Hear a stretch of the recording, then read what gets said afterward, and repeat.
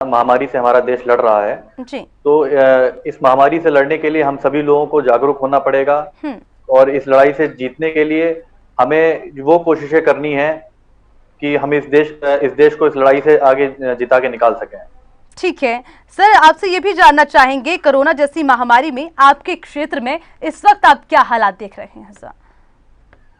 हमारे क्षेत्र में अगर बात करें तो लॉकडाउन के समय बहुत ज्यादा संक्रमित केसेस नहीं थे, लेकिन अनलॉक होने के बाद से लगभग हमारे इस समय 188 केसेस हैं, जिसमें से 58 केस ही एक्टिव हैं, बाकी रिकवर होके वापस घर आ चुके हैं। और आपको जान के ये हर्ष भी होगा और हमारे जो क्षेत्र वाले लोग हैं उनको भी जान के खुशी होगी कि जो पिछली रिपोर्ट्स की कल हमारी रिपोर्ट आई है जांचों की, 671 में से एक भी संक्रमित व्यक्ति नहीं मिला है। ठीक है सर, ये तो वाकई में बहुत राहत भरी बात आपने बताई है सर। अंकुर जी, एक और चीज, क्योंकि आप अभी सत्ताधारी नेता हैं तो इसीलिए आपसे जानना चाहेंगे कि महामारी को लेकर सरकार की तरफ से आपके क्षेत्र में क्या कुछ सुविधाएं लोगों को दी जा रही है और कैसे लोगों तक आप सुविधाएं पहुंचा रखे हैं? अंकुर जी।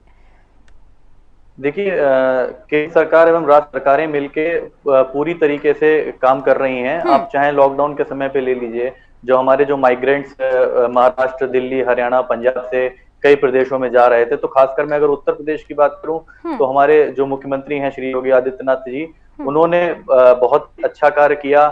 लोगों तक भोजन पहुंचाना, बसों से लोगों को सुरक्षित अपने घर तक पहुंचाना, और ये सुनिश्चित किया सरकार ने कि कोई भी व्यक्ति भूखा ना सो सके। हमारे कार्यकर्ता हर तरीके से लगे हुए हैं उनके घर तक भोजन पहुंचाने के लिए। चाहे आप बात ले लें, आप चाहे मास्क वितरण का, सैनिटाइजर वितरण का, सारे कार्य चल रहे हैं। और मुझे ये बताने में बड़ी खुशी होती है कि हमारी भारतीय जनता पार्टी के कार्यकर्ताओं ने लगभग अभी तक 22 करोड़ से ज्यादा लोगों को भोजन पहुंचाया है। ठीक है सर, बहुत अच्छी बात। आगे ये कार्य निरंतर हमारे चलते ही रहेंगे। ठीक है सर, अब जो जरूरतमंद है और जिनको जरूरत है सर, उन तक आप राशन वितरण कर रहे हैं, उन तक सामग्री पहुंचा रहे हैं। सर जरा ये भी बताएं, जो प्रवासी हैं, बेरोजगार हैं सर, उनको रोजगार देने के लिए क्या कुछ अवसर दे रही है आपकी सरकार सर? जी, प्रवासियों को और गरीबों को रोजगार देने के लिए केंद्र सरकार ने 50,000 करोड़ रुपए का योजना लाई है। गरीब रोजगार कल्याण अभियान एक चलाया है, जिसमें लगभग 6 प्रदेशों को चिन्हित किया गया है जहां पे सबसे ज्यादा प्रवासी मजदूर गए हैं, जैसे उत्तर प्रदेश, बिहार, मध्य प्रदेश, राजस्थान, झारखंड, उड़ीसा। ये 6 प्रदेशों को चिन्हित किया गया है। इसमें मुख्यतः 116 जिलों को, जहां पे 25,000 से ज्यादा मजदूर श्रमिक पहुंचे हैं, उनको रोजगार सुनिश्चित कराने के लिए कई योजनाएं चलाई जाएंगी। जैसे प्रधानमंत्री सड़क योजना है, प्रधानमंत्री आवास योजना है, जल योजना है। इसके अनुसार लगभग 1/3 मजदूरों को इससे फायदा पहुंचने वाला है, रोजगार मिलने वाला है। उनकी कुशलता के अनुसार उनको रोजगार दिया जाएगा। ठीक है, बहुत अच्छी बात है अंकुर जी। आगे भी, अभी कोरोना काल चल रहा है सर, आप वर्तमान स्थिति देख रहे हैं, लॉकडाउन की स्थिति फिर से पैदा हो गई, तो प्रदेश सरकार की क्या कुछ तैयारियां उसको लेकर आगे सर?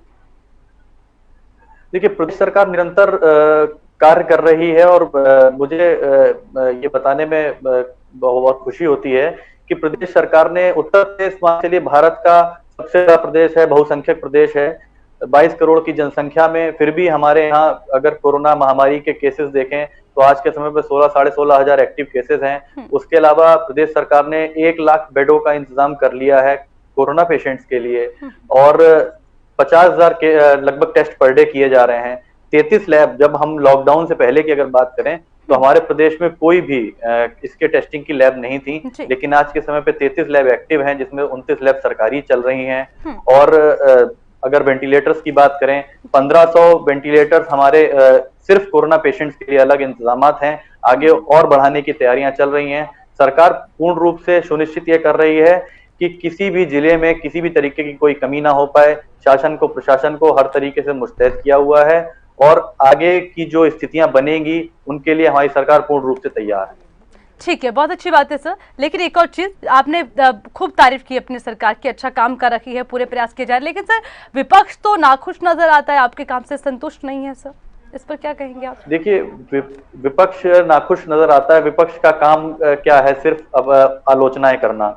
और मुझे ये बता दीजिए कि विपक्ष ने क्या किया? कौन से विपक्ष का ऐसा नेता था जो सड़कों पे निकल के आया, गरीबों की मदद के लिए निकल के आया? मुझे तो नहीं लगता किसी विपक्ष के नेता ने ऐसा कोई कार्य किया हो जो उनकी सराहना के लिए हो। और ये सरकार जितना इस महामारी से लड़ने के लिए मुस्तैदी से तैयार है। मुझे नहीं लगता कि कोई और सरकार अगर होती तो इतना इंतजामात और इस तरीके से जो हम लोग युद्ध स्तर पर लड़ाई लड़ रहे हैं, और चाहे हमारा शासन हो प्रशासन हो, सभी लोगों ने बहुत कार्य किया है।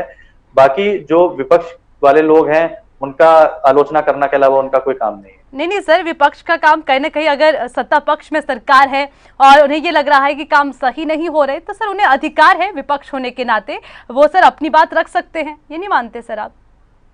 नहीं, बिल्कुल वो बात अपनी रख सकते हैं, उनको बात अपनी रखने का हक है। लेकिन आप ये बताइए कि सरकार ने जो कार्य किए हैं वो दिख रहे हैं सामने। ऐसा नहीं है कि हम लोग कुछ गलत बोल रहे हैं।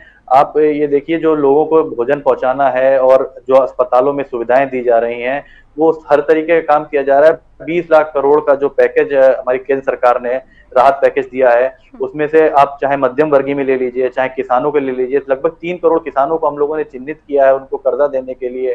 3 लाख करोड़ का कोलेट्रल लोन जो व्यवसायी हैं उनके लिए हम लोगों ने चिन्हित किया है। तो इस तरीके के कार्य सरकार कर रही है और निरंतर करती रहेगी।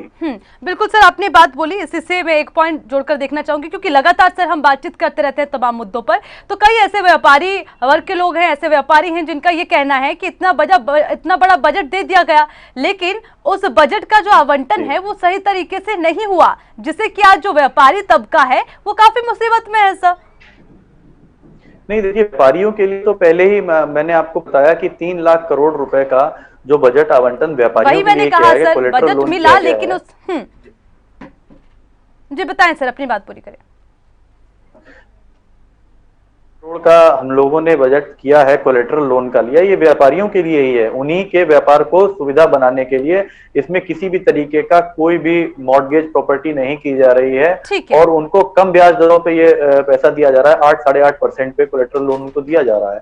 ये व्यापारियों के लिए ही किया गया है। ठीक है सर, बहुत बहुत शुक्रिया सर तमाम जानकारी के लिए। चलिए, खबर में आगे बढ़ते हुए रुक करेंगे एक और अहम खबर का। आपको ये अहम जानकारी आपको दे दें कि अमर दुबे की शादी का एक वीडियो